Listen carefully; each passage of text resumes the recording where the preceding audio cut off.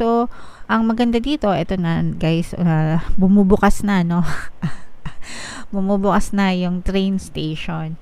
Bumubukas yung mga pintuan ng oportunidad. So, ang maganda dito, nakikita natin sa energy nyo na parang kung ano yung hinahanap mo, ipapakita sa'yo ni universe yung tamang daan, tamang landas, no?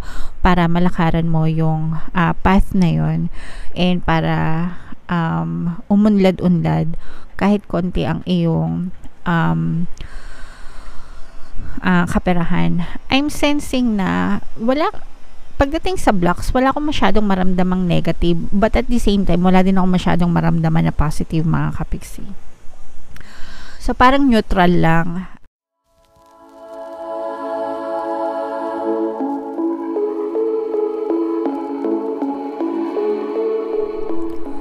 Hello guys, hello Virgo. Welcome back to Pinoy Pixie Tarot.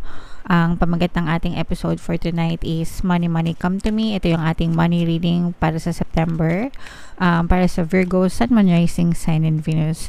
Shuffle ko yung cards guys. Hanapin ko yung energy ng money at saka yung energy ng Virgo. So, ito yung energy ng money, mga kapiksi. Ngayon naman hanapin natin yung energy ng Virgo. Right, so Virgo, kayo ay na-represent ng Queen of Pentacles sa ating spread, mga kapiksi. Ito yung combination guys ng positive and negative energy. General reading lang, pwede mag-resonate, pwedeng hindi. Comment down below mga kapiksi if nakaka-resonate kayo sa mga messages para sa inyo, okay? Pagdating sa kalagayang pinansyal, mga kapiksi, medyo mabigat ang inyong dinadala, no? Parang maraming kayong mga obligasyon, maraming kayong mga pasanin sa buhay, mga kapiksi. And for some of you, parang parang nag-aantay kayo, parang naghahanap kayo ng other sources of income, or naghahanap kayo ng iba pang mga pamamaraan kung paano nyo malalampasan itong mga pagsubok na to, itong mga financial problems na inyong pinagdadaanan. For some of you guys, feeling ko parang ang daming nakapasan sa inyo. Pag sinabing ang daming nakapasan, parang ang daming nakadepende, ang daming yung tinutulungan, especially kung kayo ay breadwinner, ganyan. So, pwedeng parang karga-karga nyo yung mga responsibilities sa loob ng inyong tahanan, mga kapiksi. And meron namang pumapasok na pera sa inyo, pero parang hindi siya masyadong sapat or parang saktong-sakto lang, not enough para makapag-ipon sa iba. And parang hindi kayo nakapag-save for mga emergency expenses, ganyan. But still, may pumapasok naman. Yun nga lang, parang hindi siya, and sumasakto din naman yung mga pumapasok, pero yun nga lang, parang hindi siya sobra-sobra para makapag-ipon kayo or something like that, mga kapiksi. Yung iba sa inyo, parang naghahanap, sabi ko nga, naghahanap pa kayo ng other sources of income, no? So parang bukod sa, let's say for example, meron ka ng pinagkakakitaan ngayon, kung iyan ay full-time na employment, trabaho, or kung nagtitinda kayo ng kung ano-ano, maaaring naghahanap pa kayo ng iba pang racket, iba pang side hustle, para madagdagan yung inyong source of income. Yun yung minamanifest nyo, mga kapiksi. So, ituloy-tuloy nyo lang guys, no, hanggang sa makita nyo kung ano talaga yung para sa inyo. Angel number 999 guys, i-check yung ibig sabihin yan kasi baka may additional na messages sa'yo ang inyong mga gabay. So, ang maganda dito, ito na guys, bumubukas na, no?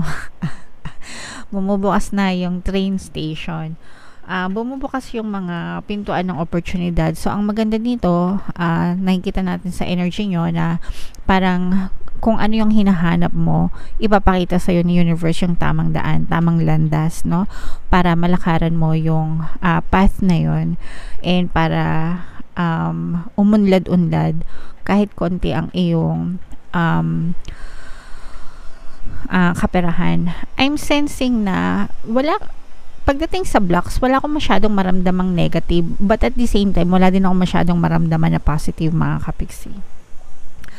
So, parang neutral lang, medyo stagnant or parang sabihin natin, hindi naman sa stagnant, pero parang smooth lang yung flow ng buhay nyo. Balanse, hindi masyadong masagana sa iba, tapos yung iba naman, hindi din naman masyadong naghihirap. So, kumbaga, tamang-tama lang.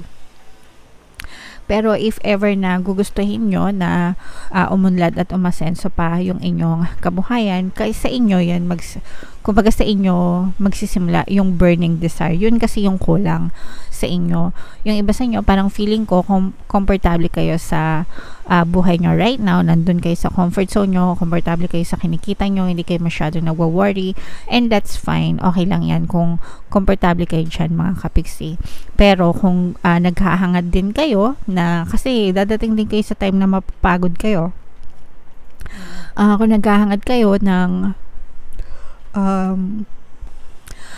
mas maunlad and mas maasenso na buhay, kailangan nyo magkaroon ng burning desire, mga kapiksi, motivation, ganyan, strength na kumbaga magkaroon ng matinding reason, no? Na sometimes kasi ganun, yun yung kulang sa atin kulang tayo ng dahilan para magpursige kasi kumikita naman tayo 'di ba? Kumikita naman tayo, kumakain naman tayo, nakakabili naman tayo ng mga gusto natin, no? Kaya sometimes nagiging complacent na, kumbaga parang okay, meron naman pumapasok, so okay na ako dyan, komportable na ako dyan. So, and okay lang yun, sabi ko nga, okay lang yun kung yan yung gusto nyo. Pero kung gusto nyo umunlad at lalo pang umasenso yung buhay nyo, sa inyo yan manggagaling.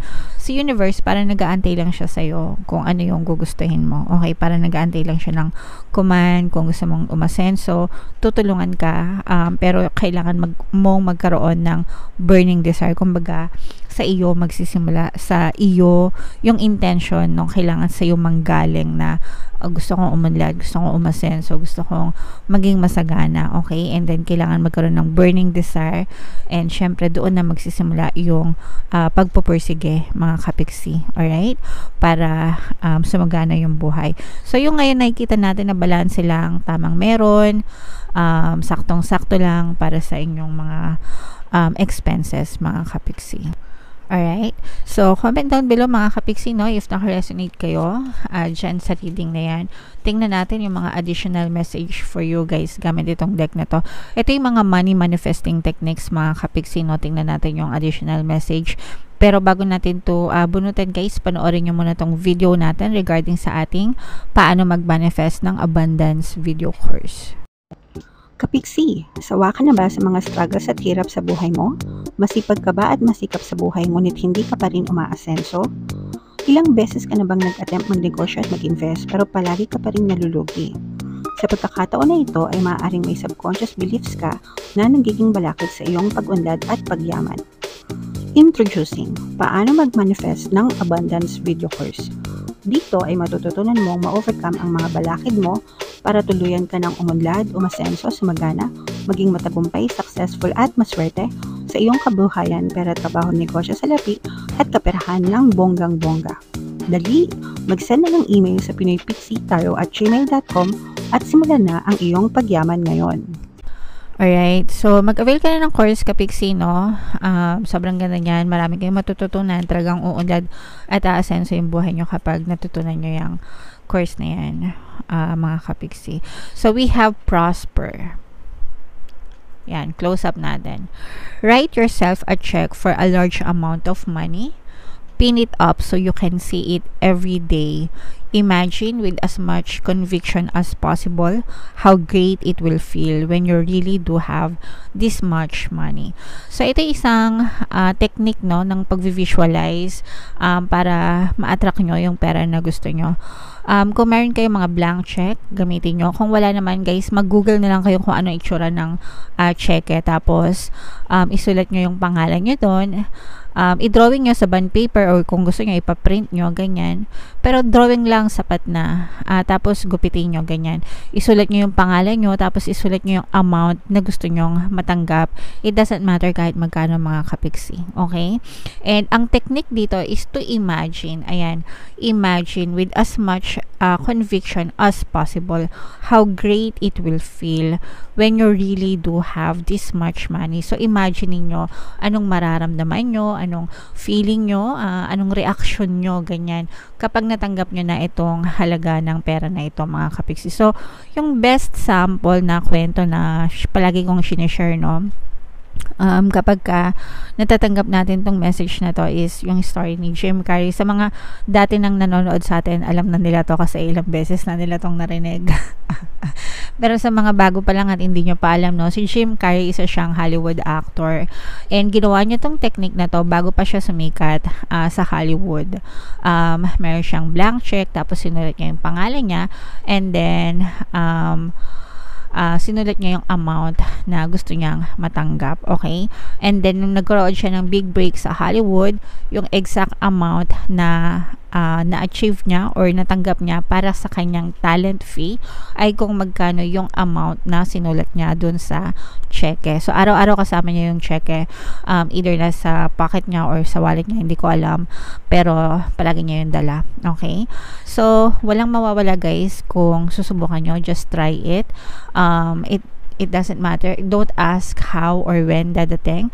Pero imagine, importante itong imagination part na to.